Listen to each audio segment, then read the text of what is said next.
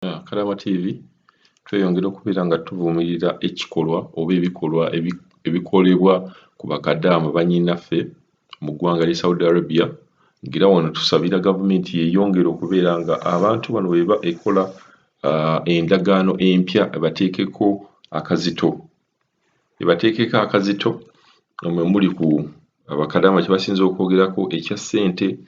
zaabwe zive ku mitwalo 9 zidde ku miliyoni 1.5 oba miliyoni 1.67 awo abasookerwako. Then tweyongera n'okuvumirira ekikolwa eky'okubeera nga bakadaama babonaabona mu nsi eno.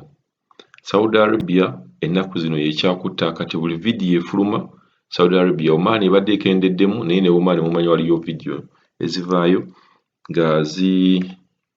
ziraga nti bakadaama babonaabona. Vidiyo eyo nja gibaweereza nga waliwo omuwala annyonnyola bamuyita Rashida alaga bwe mulaba abo bonna balalu tebalina buyambi, olaba omukyala ng'oyo ataddeko akantu ku mutwe tebalina buyambi nga bw'obalaba. Embeera ne bw'oba obatunuulidde butunuulizi, embeera gye bayitamu ogiraba nga mbeera si nnungi. So tubadde tusaba okubeera nga gavumenti eyingirawo okubeera nga rescuinga abantu bano. Mukimanyi nti offices oluusi nazo zitera okubeera nga teziri mu position ya kuyamba abantu bano nga bagudde mu buzibu. Kuba awo omuwala ono atuweereza vidiyo eno agamba awo wennyini awo we bali ku office, naye ku office tewali medication yonna, bawa buwi Panadol ate nga mukimanyi bannange Panadol pain killer. Kati omuntu okuwa Panadol n'akuwa Panadol obeera tolina ky'ojjanjaba wabula oba oggyawo pain, oba oggyawo just pain eyo naye nga cause ya pain ffe gye tubeera twagala okumanya pain eno evudde ku ki, n'ojjanjaba kiki ekikozinze pain eyo. So bakadaama bwe mulaba awo kadaama agamba nti balalu ate nga atutte care era tumwebaza okubeera nga y'abajjanjaba y'abanaaza, agambye mulimu abatasobola kwenaaza, mulimu abatasobola n'emmere gye babawa mmere ntono nnyo. So tugenda kuba nga tufuna amaloboozi ga kadaama ono ate olumala tufune n'amaloboozi agali mu vidiyo eyo nga nnyonnyola ku mbeera gye muli. Wabula bannange mbakubiriza okubeera nga mwenna muwagira ekintu kya gavumenti eky'okubeera nga ekyusa ennongoosereza mu agreement oba mu ndagaano gye yasayininga ne Saudi Arabia.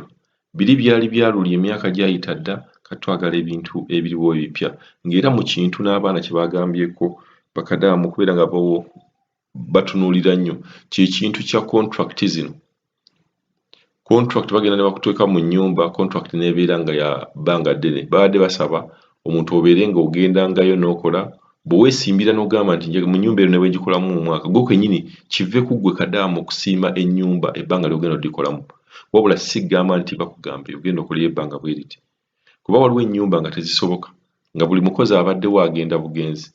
Era we neebaliza bakadaama bannayuganda nti muli bakozi mumala ebbanga ddene mu nnyumba naye n'olaba abantu abalala nga tebamala bbanga ddene mu nnyumba ng'ate mufuna ssente ntono ate nga mwe musinga n'okukola.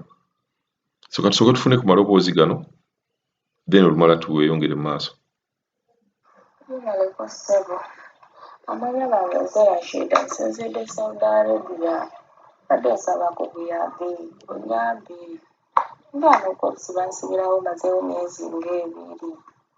tebatuwa mmere tutuli ndi mulwadde ate ndikula ninaana n'abannayuganda bannange bana batabufuba mitwe sirina ssente sirina nawakujja ssente naye ofisi tusaba ssente. Kampuni eyandeeta eno bagiyita Golden Arm esinzidde Walisambia Estate. Njikubira simu engamba bugambi mwerwaneko tobwengamba ate nze nga nze mba sirina ngeri gye ngenda okwerwanako, ngenda kwerwanako ntya? Nze mbadde nsuubira nti ngenda funa buyambi mu kampuni naye tewali buyambi wadde n'ekimu kyenfuna. Ate ekirala ekyokola sikimanyi, mbadde nsaba onnyambe, nina abaana balalu wano buli kimu nze ekikola ate nange ndi mulwadde njagala kudda ewaka naye sina ngeri gye ngenda okudda ewaka, sina ssente za tiketi bansaba miliyoni 3 sina wakuzijja. Nga bw'omanyi embeera tujja ku kyeyo lwa kubeera nga tetuli bulungi ekituleeta ku kyeyo. kati sente zonna ozikola nga ziggwawo sirina wadde n'ekikumi sente banajja nabo wano ku ofisi obutono bwonna bweddewo nga mbulya nakwegulira ddagala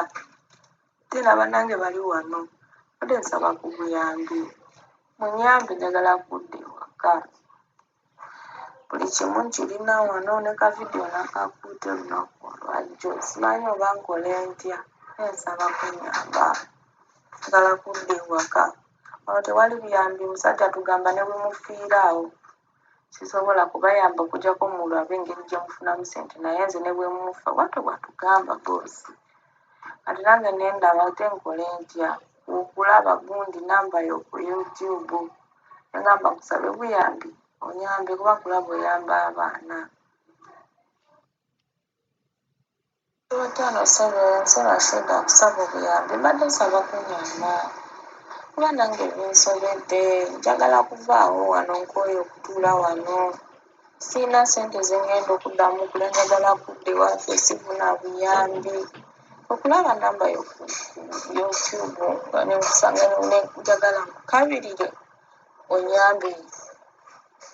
onyambe njagala kudda ewaka naawe eno vidiyo gye nkusindikidde ne zino gundi nkusindikira business card eno ye office kwetuli era ye business card enono kifaananyi kye nkusindikira ye nannyini office ye nannyiniyo yennyini tayagala tuve wano tatusasulira tiketi atusaba sente tetulina wetugenda kujja sente tuli awo sente tewali tatuwa mmere tatuwa kyate fena tubalwadde tewali buyambi tewali kintu kyonna anti kakati obuzibu we buli ku ofisi weetuli ninaako abaana abatafuba mitwe twagala kudda ewaffe naye tebaagala kwogera ku kigambo okutuzza ewaffe batusaba sente ffe tetulina wetugenda kufuna sente tetulina ate ku ofisi tubagamba bano atleast mututwale ku embasi yaffe tubeereeyo oba basobole okututika bati kuba nsina wengenda okujja sente n'abano bennyini bali wano batafuba mutwe sina bwe manyi waabwe kuba bonna abalalu nga bwolabe kavidiyo bwe nkakusindikidde zaaliwo ng'omulamu sikyalina sente wadde n'ekikumi okukola kavidiyo ako nga ndooza niyinza okufuna obuyambi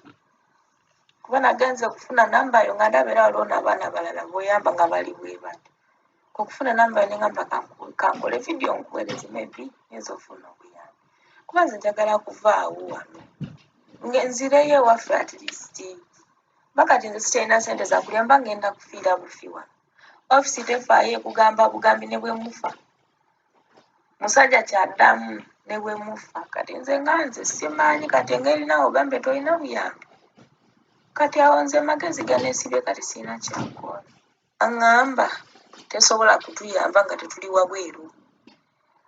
engeri gye tuli mu nyumba tugaliddwa mu nyumba era tekuli buyambi basobole okutuwa okuggyako nga tetuli nga tuli wabweru ate weyaŋŋamba abooluganda bonna abampuliriza amaanyi n'eddoboozi nzayogera nze Rashida naye nga bwe mulaba bano abaana benkuute vidiyo saawa zino tusinzidde Jida saawa zino tutudde mu lumu gye batutaddemu ndimu nga nze omulamu ndi omu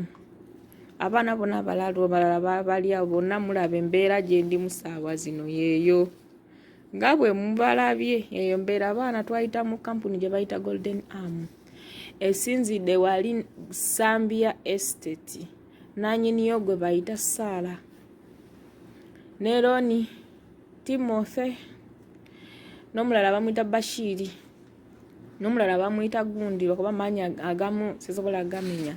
nze kennyini ayogera nze Bio Rashida omwana asooka gwe mulabe mu kiteeteeyo ekyo kya bbulaaka ye mulalu tayogera takola ki yeno mbeera mwendize mulamu ndi womu nga bwe mulaba embeera saawa zino